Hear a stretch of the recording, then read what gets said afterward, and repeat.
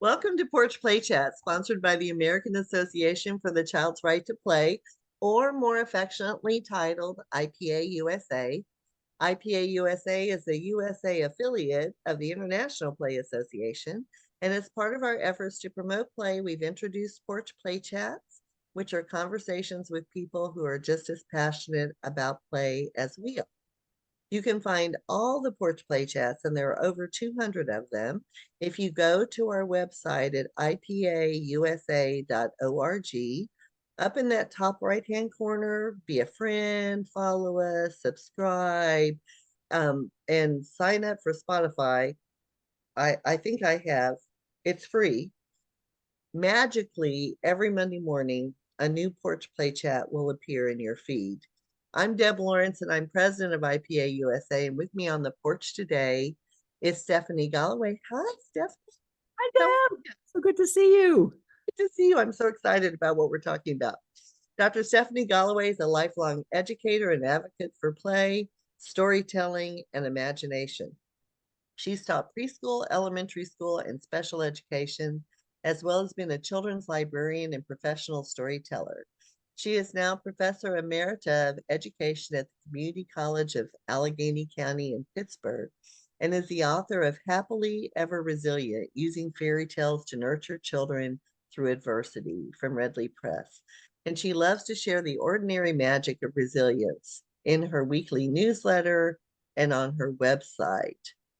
So today, the topic is Happily Ever Aging. I love that title. So what are we going to talk about? Well, it's your fault. Um, as a matter of fact, you and I were both at a wonderful presentation called Aging Playfully at TASP, the Association for the Study of Play conference in Rochester in March. And when we were talking about it afterwards, we were kicking around ideas about thinking about play across the lifespan and older people and all this. And you just turned to me and looked at me and said, I want to do something with fairy tales and aging and older people. And that really planted a little hook in my brain. We're a little bit over a month out from that, so I haven't completely fleshed out everything that I ever think about it, but I've been thinking about it a lot and about how could fairy tales connect with both older people and kids. I guess either individually, individually older people and obviously kids, I'm always passionate about that.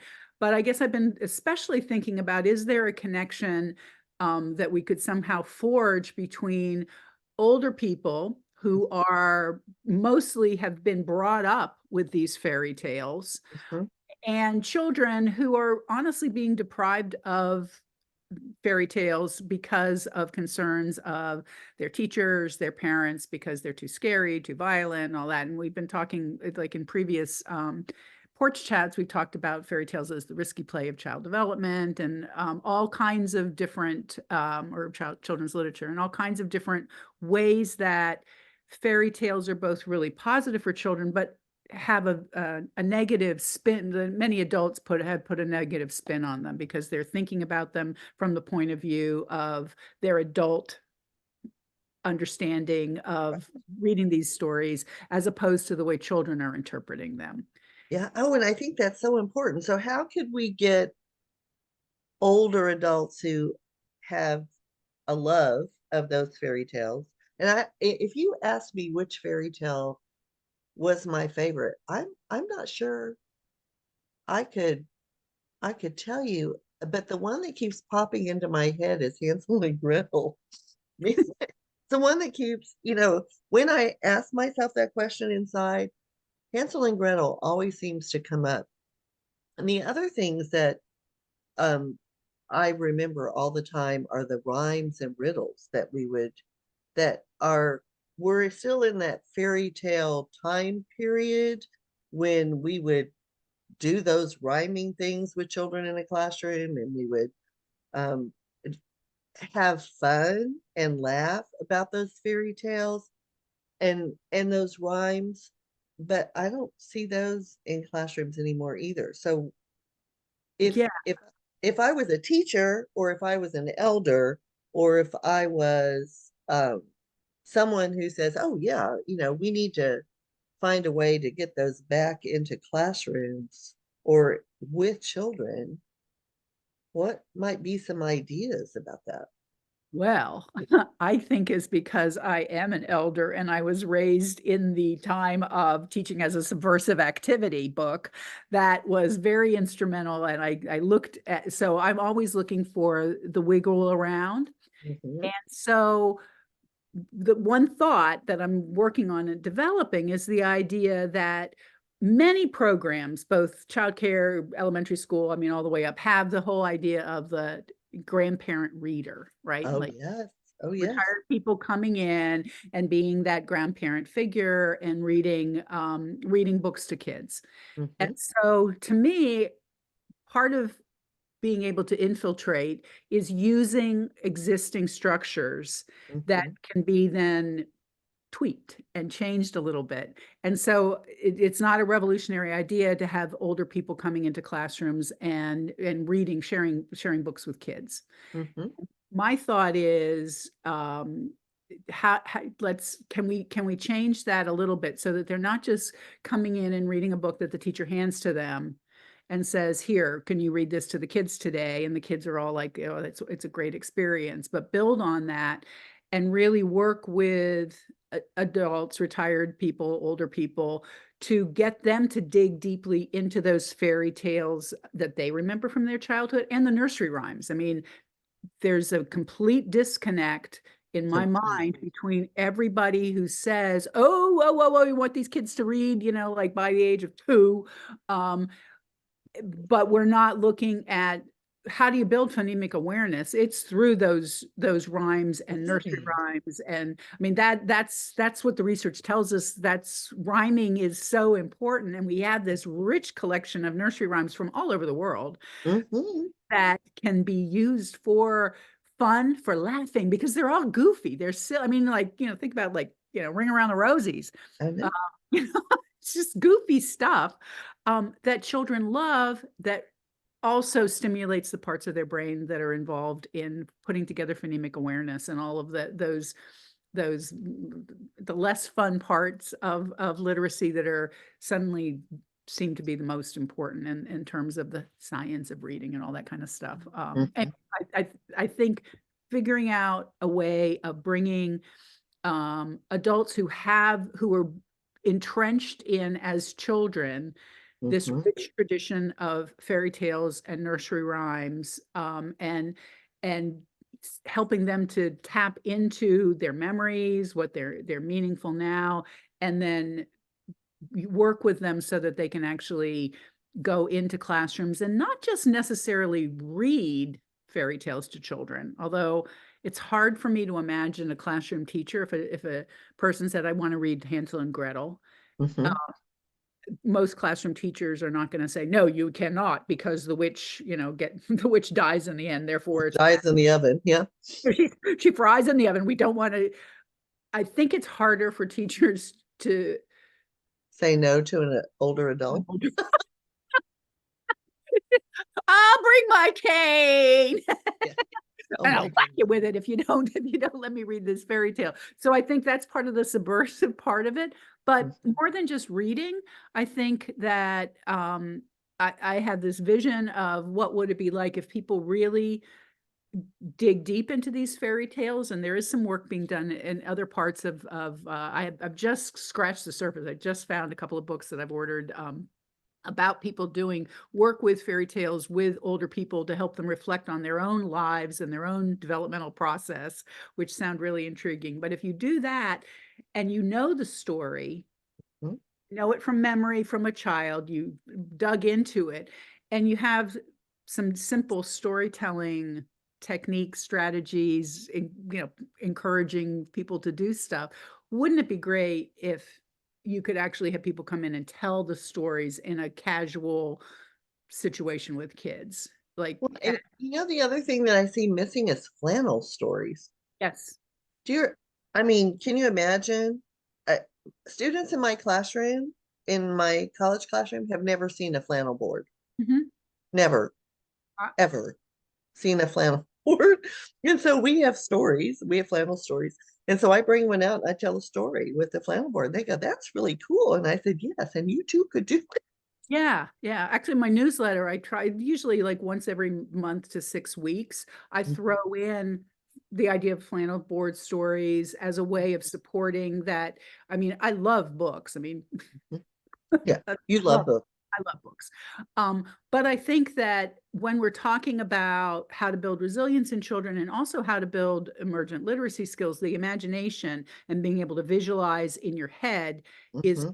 extremely important as well. And so, and flannel boards are kind of like that one off. They give some scaffolding to children's imagery, but they don't create the entire picture. I mean, actually, but most picture books don't either, but Right. it adds another dimension to that.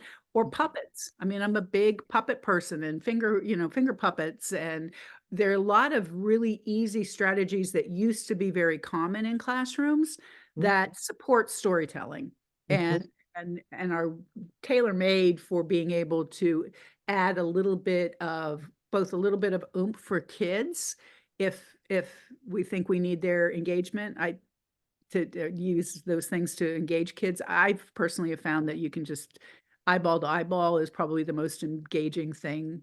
Oh my goodness, and voice Oh, inflection and boy, doing all the all of fun stuff. that. Yes. But I know a lot of people feel a little bit apprehensive about just going mano a mano with like telling stories to children orally, and the flannel boards and finger puppets and those kinds of things add some supports and scaffolding for the adult as well. And Yeah. so that's my idea is like how do you how can we help connect children with fairy tales and nursery rhymes and all of, I mean, that's really our culture's literature is based on And these fairy on tales. fairy tales and nursery rhymes too. I mean, you'll see like references to all kinds of nursery rhymes as well as fairy tales in current marketing, in modern literature. I mean, it's pervasive. And by robbing kids of that, we're taking out their understanding of literature and culture, as Mhm. well as the whole resilience piece, which fairy tales are, as we've talked about a couple of times on Porch Play Chats, is really I believe fairy tales are stories of resilience because you Yes. bounce back from the dragon or the witch, or I mean, maybe you like Hansel and Gretel because you know what, the kids won. Like, Mhm. like the parents not kicked them out of the house. They Mhm. went through all of this trauma, and you know what? They came out and they came back and they brought the jewels to the dad and they defeated the witch. And I mean, those are the stories that's resilience. And that's what kids need to know, that no matter what's going on, you may have ways they have role models that show that if you're smart, if you're, problem solve, if you're, self-regulate, all of those protective factors of resilience, you'll get through at the end. So how do we get kids to do that? But also, what's it going to be like for the older adults? Um, Mhm. and I think the idea that aging playfully is keeping adults playing throughout their life. And my friends who are in their 70s and even 80s, the ones who play in Mhm. whatever ways they can tend to be the ones who continue to be more resilient, because we know that play nurtures resilience, because it includes all of those five protective factors that are so important: the relationship building, the initiative, executive functions, self-regulation, and cultural affirmation. When you're involved in play, you are hitting all of those protective factors. And so how do you make the telling of fairy tales playful as well? And so that the experience nurtures the adult's resilience, because I mean, so much of my focus has been on how do you promote resilience in children, especially because we know trauma and all that kind of stuff. But if I'm looking now at older adults, it's there there are a lot of people that don't have that resilience anymore, or they lose their resilience as they become more isolated, as they become less a part of, I mean, for me, my identity is so wrapped up into my teaching for my whole life. I was like, did the thing, and now that's gone. Mhm. Not really, because I keep doing Yeah. fun stuff like this. It's not really gone for her. She's still at conferences and does presentations, but I the other thing I think that is so beautiful about this is it gives them purpose, Yes. right? And makes them feel like they're contributing back again, which is sometimes why I think that isolation is so awful. That, Mhm. they maybe they're not as mobile as they'd like to be, so they don't, so they get more and more isolated. And they sometimes it's because they're concerned about falling or they're concerned about how people will perceive them out in the community. But that having that sense of purpose and knowing that what you're doing is has meaning and Mhm. is important for these children is going to build your resilience as well as build theirs. So one of the other places, I just keep thinking, yes, definitely in classrooms. I have been the I can't remember what they called me, the secret visitor, the in a couple of my grandchildren's schools where they had no idea I was coming. And then when I walked in the door, I'll never forget Reagan's expression on her face when she said, "That's my Nina, Oh. reader." And then she immediately took over the classroom. This is my Nina, and everybody needs to come up because she's going to read a book. And if you have a question, raise your hand and I'll call on you. I was like, there, These things. leadership. And but it was a joyful, fun, experience. I would do it every day. I think we should go into classrooms every day and do it when we retire. But what about the library? Would the librarians do this? Absolutely. I mean, I have, I think I may have mentioned to you, I volunteered at my local public library because I wanted to do something because I mean, we've discussed, I mean, I can't, I mean, I retired from full-time community college teaching, and then I wrote the book, and then I did all this other stuff. So more than a lot of people I know, I have maintained my connections with my field that was my profession, but it's still not enough. I mean, I still needed like more face-to-face contact, so I volunteered in my library, and they actually just recently asked me to, like, the children's librarian asked me to weed their 398.2, their fairy tale section, and recreate it so it could be like this shining star of fairy tales in Chautauqua County, which I'm super excited about. So yeah, I think that. But what I found is that in this public library, the volunteers, who are mostly retired and mostly retired teachers, tend to be just like there for the kids, but not actually yet part of the active storytelling or sharing the ideas. They like Mhm. crafts. Like They're not doing story Okay. time You're not on doing story Wednesday time afternoons or because the Wednesday. librarians do that, which is Right. cool. So this would, in my sphere, this would be something added on. But Mhm. I have thought locally, the group of gathering older people together, uh, Mhm. and doing some kind of like fairy tale book group or something, and kind of start getting people to reconnect with their favorite fairy tales, with different versions of those, with why did you like this as a child and coming back as an adult? How do you feel about it now? Is there another fairy tale that resonates with you now as you're looking back over what you've already experienced, and kind of have like a little group? And I think libraries are a great way of doing this. The community group that kind of gets into the nitty-gritty of Mhm. fairy tales and storytelling, with in Stephanie's evil brain, with the idea of then being able to see if people are interested, if it's playful, if it will add meaning to their lives, then like starting to work on how do you share this excitement that you've rediscovered in yourself, this Oh, playfulness, yeah. magical stories. How do we share that with children? I mean, my work, I've done it with teenagers. I mean, I think everybody who's ever worked with me is like, oh yeah, she's the fairy tale one. So I think that those, you're right. I mean, we think of schools, childcare centers, but thinking more broadly than that, what about doing older people sharing fairy tales with parent groups of young Yeah. parents who Yeah. are eager to like figure out like how to do it right.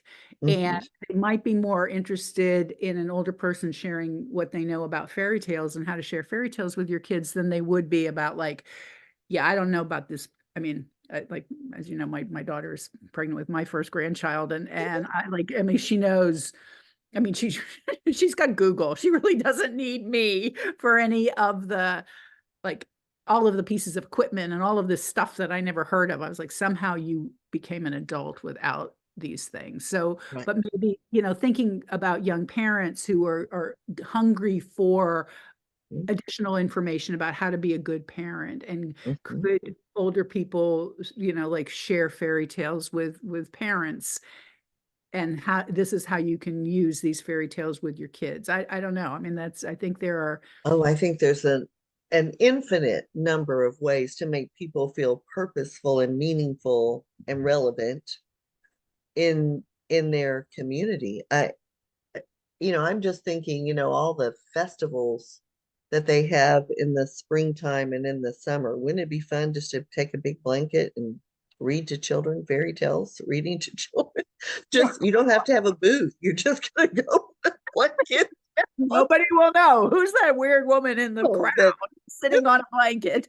over there reading this fairy tale. Who's that person? So I think those are wonderful ways. But I want to go back to happily ever resilient too, because I want to remind people that the book that Stephanie wrote on happily ever resilient gives you the tools you need if you're not familiar with fairy tales, and walks you through them in some activities and things that you can do in a classroom with children. And children need fairy tales. And then please, instead of putting on the YouTube video, please go get a Mother Goose rhyming book, any of them. I don't care which ones they are. And start teaching your kids nursery rhymes, because that is such a literacy tool in your toolbox, and so much better than the letter of the week. So we want you to think about all those things as where all of those possibilities that you have. So use the tools that are out there. You don't have to create, literacy experiences. They've been created for you. You just have to implement them in a classroom. Yeah. Whew. Oh my goodness. So that was great. So, any closing thoughts before we close out? Um, just that I really think the idea that that started me down this path with thinking about happily ever aging is really critical. I think that we as a society don't always do the best for children. We don't support our children in their play, but we also really don't support older people in their play, and what Erickson called, I think, like despair, integrity versus despair. Right. And starting to be in that age demographic where I know a lot of older people, and seeing that despair, seeing that, but how do I stay connected? How do I stay relevant? How, like, the other cultures have really honored their elders, Yes. a way that our society does not. And Mhm. if you're retired and you're old and you aren't as fast on your feet, then push you out. And when I think about playing, I know that older people need to play. We know that play is significant across the lifespan. All of the research says that. But when I thought about that aging playfully workshop in retrospect, which I loved every minute of it when we were there, but most of those were physical activities. Yes. And having had two hips replaced and being great now, I've come to contact, or to think about, what we need to think about. What about the people who are less mobile, Hmm. and people who, like me, I mean, honestly, I never did the ball games and all that stuff. Right. Me either. I was a make-believe person. I was a pretend person. That was my favorite play. So thinking about how can we support older people in their make-believe play, as Hmm. well as in their physical play and their sensory motor play and their games play and all of those kinds of play, and as well as just feeling joyful and playful and able to laugh and feel connected. So Oh, that I think it's so important. And, as we're reaching older ages, I think that having that opportunity and understanding that there is something you can do that you would want to do. You need to do what you want to do. right. No one wants a person reading a book who doesn't want to read it. So but this is another opportunity to do that. All right, I'm going to close this out. Don't go anywhere. To Thanks. learn more about IPA USA, please visit our website at IPA